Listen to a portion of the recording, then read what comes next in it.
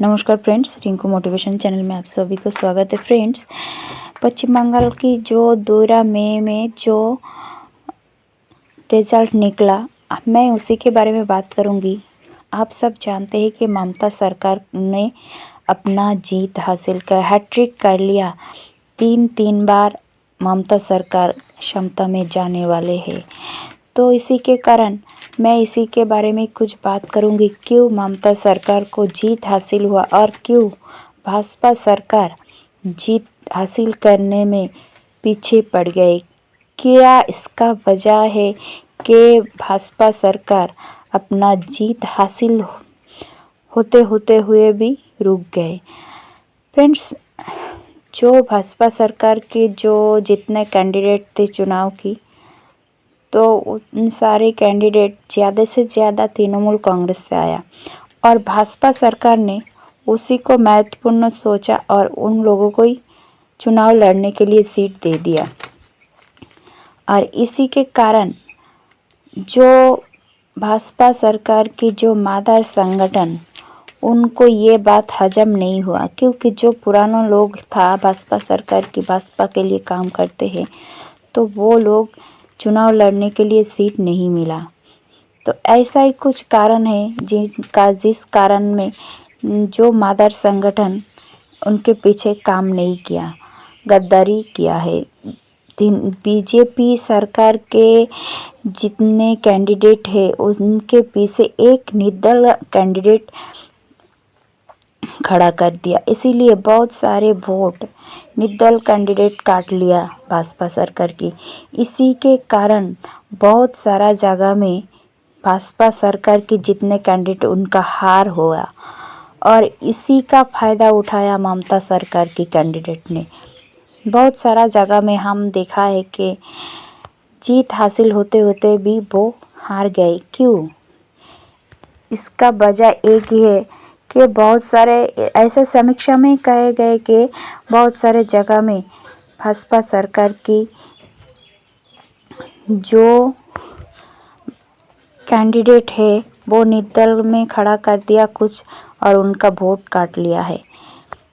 ऐसे महत्वपूर्ण दिया है तृणमूल कांग्रेस के जितने लोग आए उन लोगों को, और इसी के कारण बीजेपी सरकार की दल में अंतद्वंद हुआ और इसी के कारण उनका हार हुआ। और दूसरी तरफ देखा जाता है कि 5 साल पहले जब ये लोग विधानसभा का वोट हुआ था तभी उनका 3 सीट था फिर अब इनका 75 सीट में आया। तो एक तरफ से देखा जाता है भाजपा सरकार की जीत ही हासिल हुआ, कोई नुकसान तो नहीं हुआ। फिर भी देखा जाता है कि भाजपा सरकार के जितने लोग थे वो केंद्रों से आकर यहाँ आप 2-3 महीने से अपना प्रचार चला रहा है, अपना इलेक्शन लड़ने के लिए इतना पैसा लगाया, इतना कर्मी लगाया, फिर भी उनका जीत नहीं हासिल हुआ। बंगाल को सोनार बांग्ला बनाने का सपना अधूरा ही रह गया मोदी जी का। इस बारे में क्या कहेंगे? क्या ममता सरकार ने मोदी जी का सारा सपना चकनाचूर कर दिया? दूसरी तरफ ममता सरकार ने जो अपना जीत हासिल किया है फिर भी वो हार गए, क्योंकि ममता सरकार की जो खुद का सीट है वो खुद का सीट में हार गए। ऐसे उनका प्रतिद्वंदी शुभेंदु चट्टोपाध्याय के जो प्रतिद्वंदी उन्होंने हरा दिया। ममता सरकार सिंगूर में जो पहले इलेक्शन लड़ा था उन पहली बार जीत हासिल किया, उसी जगह पे फिर ममता सरकार की हार हुआ है। इसके बारे में आम जनता क्या कहेंगे?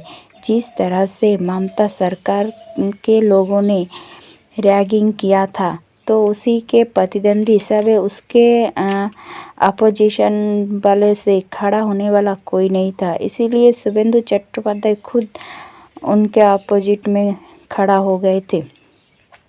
दूसरी तरफ से देखा जाता है कि बीजेपी सरकार ने तृणमूल कांग्रेस से आए हुए जितने कैंडिडेट को महत्वपूर्ण समझा और उनको सीट दे दिया, और इसी के एक वजह है कि तृणमूल सरकार के जितने कैंडिडेट हैं उनके अपोजिट में खड़ा होने वाला कोई नहीं था, क्योंकि इतना सीने में दम नहीं था कि उतने उसके अपोजिशन वालों को कोई कैंडिडेट खड़ा किया जा सकता है। इसलिए जितने सीट में तृणमूल कांग्रेस से आए हैं उन्हीं को ही सीट दे दिया तृणमूल के अपोजिट कैंडिडेट के हिसाब से। तो इसी के कारण एक तरफ से देखा जाता है कि बीजेपी सरकार ने सही डिसीजन लिया, दूसरी तरफ आम जनता ये नहीं सोचा कि ये ठीक हुआ कि नहीं। इसीलिए बहुत सारे वोट जो तृणमूल कांग्रेस को सोच लिया जैसे बीजेपी की सरकार से देने की बजाय एक ही बात है, जो तृणमूल को देंगे तो एक ही बात, कैंडिडेट तृणमूल से ही बीजेपी में आया, जो तृणमूल से इतना अत्याचार सहन करके जो लोग बीजेपी में आए थे, फिर से वही तृणमूल से जितने लोग आए उन्हीं को वोट देना पड़ेगा। उसी का टर्सर का शिकार हुआ। इसीलिए बहुत सारे लोग क्या किया, तृणमूल को ही वोट दिया।